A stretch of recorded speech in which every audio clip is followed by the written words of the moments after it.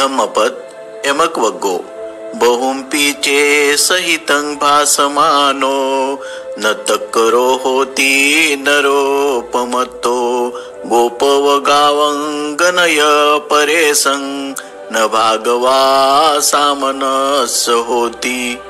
पुष्कळ संहिता बोलत असला आणि तो प्रमत्त नर आचरण करीत नसला तर दुसऱ्यांच्या गायी मोजणाऱ्या गुराख्याप्रमाणे तो श्रमणत्वाचा वाटेकरी होत नाही। अपंपीचे सहितं भासमानो धम्मस होती अनुधम्मचारी रागच्च दोषच्च पहाय मोह सम्मपजानो सुविमुक्त चित्तो अनुपादियानो इदं वा हुरं वा सभागवा सामन्यस होती।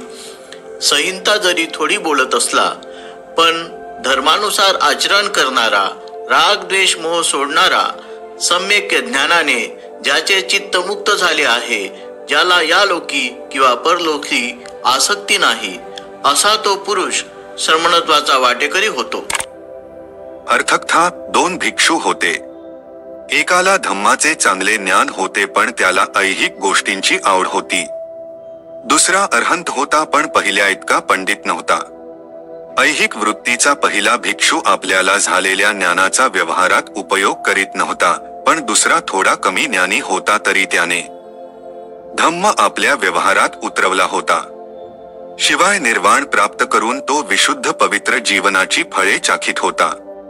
पंडित असलेल्या भिक्षूने बुद्धांच्या देखत दुसऱ्या भिक्षूला गुंतागुंतीचे प्रश्न विचारून त्याला पेचात टाकण्याचा बेत केला। त्याचा तो निंद्य नीच हेतू जाणून बुद्धाने धम्म प्रत्यक्षात उतरवण्यासंबंधी काही प्रश्न उपस्थित केले।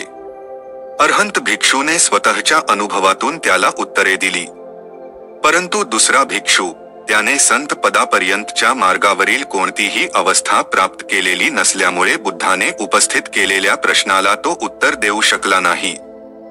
त्यावर त्याची शिकवण धम्मासंबंधीचे ज्ञान कमी असूनही व्यवहारात उतरवल्याबद्दल अरहंत भिक्षूची बुद्धाने प्रशंसा केली।